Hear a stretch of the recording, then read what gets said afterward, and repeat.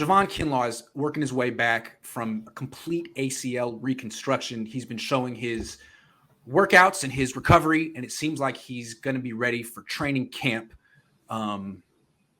If he goes down at any point, what happens to this defense? I mean, how do they stop the runs right up the middle if they don't have Javon Kinlaw? Because, again, they lost DJ Jones as well. This is I think that going to be a potential problem because Kinlaw has never demonstrated that he could stay healthy, and Ridgeway is the only guy they got behind him at that run plugger spot. I mean, they got other guys there. They've got Kerry Hyder, but Kerry Hyder is not a two gapper. They got Mo Hurst. Mo Hurst is not a two gapper. He's gonna hit a gap and go. Givens is more of a penetrator. Kalia Davis maybe is that guy, but I don't think he's going to be ready to roll. So they're going into this camp with Kinlaw needing to play like DJ Jones. He needs to show up. He needs to play with leverage. He needs to shut down that inside run. If Kinlaw goes off, to me, it's like one of the biggest questions of the year. If Kinlaw goes off and becomes this incredible player, the 49ers could take a step forward on the defense. But if he can't stay on the field and they start getting gashed in the A-gaps, I think the whole defense breaks down. So I would not be surprised. As deep as their D-line looks right now, the concept of going outside this team for reinforcements, I think that's going to be viable if Kinlaw goes down. I think that's what we're going to see. They're going to have to go outside what they have to fortify that D-tackle spot, which is shocking considering how deep they've been. Agree. What's the best way to shut down Nick Bosa as a pass rusher? Run the ball up the middle. Run the ball right up the middle. I mean, Bosa's not even involved in that, up the A gap. And what I saw last year was Kinlaw's a very good run defender, but he was in and out. And initially, Armstead was playing defensive end. So when Kinlaw wasn't on the field, they would have these rotations of defensive tackles where they were like Kentavious Street and Kevin Givens. And I like Kevin Givens, but he's just like a slightly bigger Maurice Hurst. He's not a two-gapping nose tackle. They're one-gap penetrators. They almost lost to Detroit. They were up big. They almost lost because they couldn't stop that run, and they had to make changes.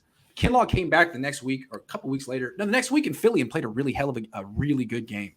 So, Kinlaw is very important. And I think if it's not him, it's got to be Ridgeway, right? And I don't even know if it's got to be Ridgeway, and that's a concern because I don't know if Ridgeway can do it. I haven't seen enough of Ridgeway. I guess I'll be able to say more about that when I see him in the preseason. But that's my biggest concern about this defense is they lost DJ Jones. Obviously, DJ got paid a boatload of cash, and I don't think they should have matched it.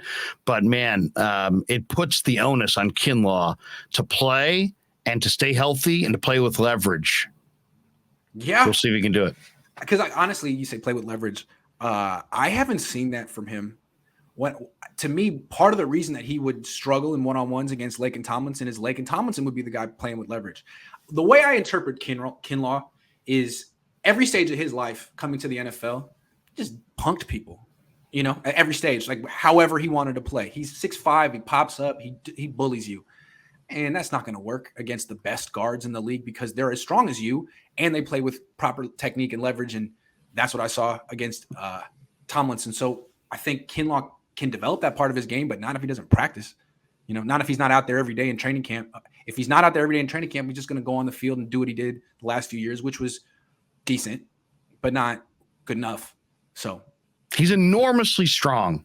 And so, he doesn't necessarily have to play with leverage to not get moved out. Where if a guy like Street, who's very incredible weight room strength, but not as much functional strength, if he didn't play with leverage, you can move him.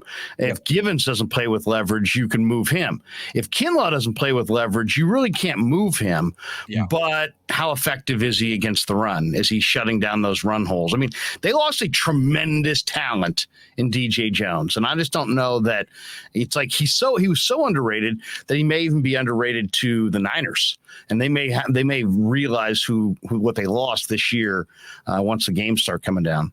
When I think of Kinlaw playing, I think of him jumping up to bat down passes. He does it a lot. He did it in college. And to me, that's a function of him not playing with leverage, getting sort of stonewalled, and then trying to figure out a secondary way to impact the play after his pass rush got shut down. And he's very good at that. He had the interception that one time, the pick six. But I'd like to see him, like continue the pass rush, be a little bit more effective in that area, and not have more pass breakups than sacks. It's like I've given up on the idea that he's a pass rusher, but I will say this.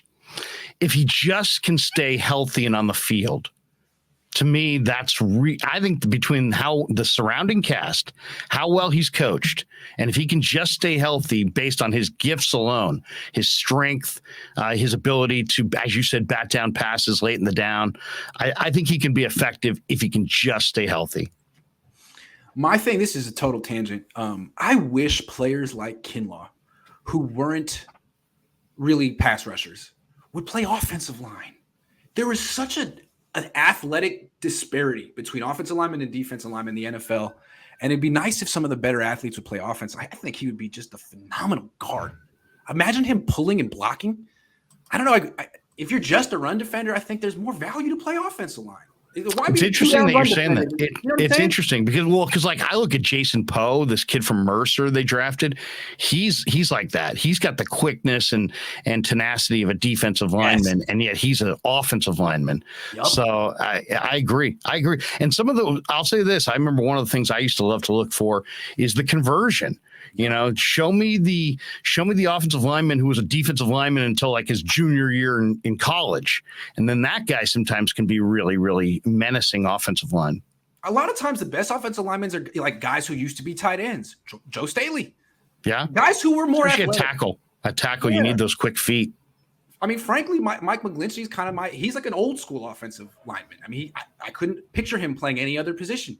How about remember Ray Brown? Ray Brown started as a 217-pound, whatever, and tight end, receiver, whatever he was, and he became a tremendous offensive interior guy.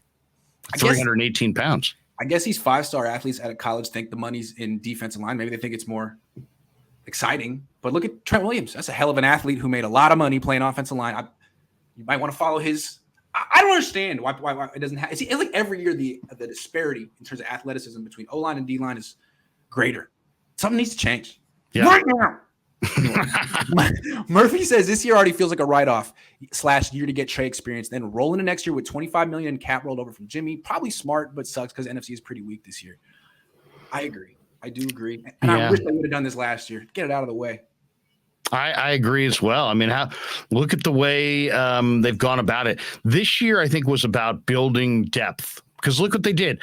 What did they add? They had a couple weak spots, secondary and O-line, and they added a bunch of bodies in the secondary, bunch of bodies up front. I don't think that they know right now which of those guys can play and which of those guys can't. But they're going to put a bunch of bodies in camp and have a nice competition. It's going to be fun to watch because the competition is going to be fierce at those two spots.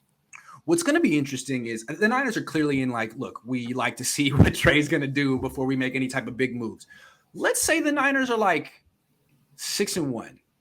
Let's say they start out hot and they have $25 million in cap space because they cut Jimmy Garoppolo right before the season. Do they make a move? Do they go all in? Do they do the Emmanuel Sanders trade for someone else? Yeah, what move do they have to make? I don't know. I mean, who knows? There's always someone available. It's like, we didn't really make the big all-in move in the offseason besides the Travarius Ward thing, but our team's better than we expected, so we're going to go for it now. I'd like to see that if they're in that position. I agree. They did it for Jimmy in 2019. I could see it. See it. It would take the right player being available. Yeah. And they love their they love their picks. But they also, the way they went about a free agency this year, I believe they're slated. I saw the list. I think they're slated for 3 or 4 pretty decent comp picks next year, in addition to their regular array of picks. So they should be fortified with picks. They got a lot of money, so I agree with that. If there's the right player springs free in October, I could see them being in the mix.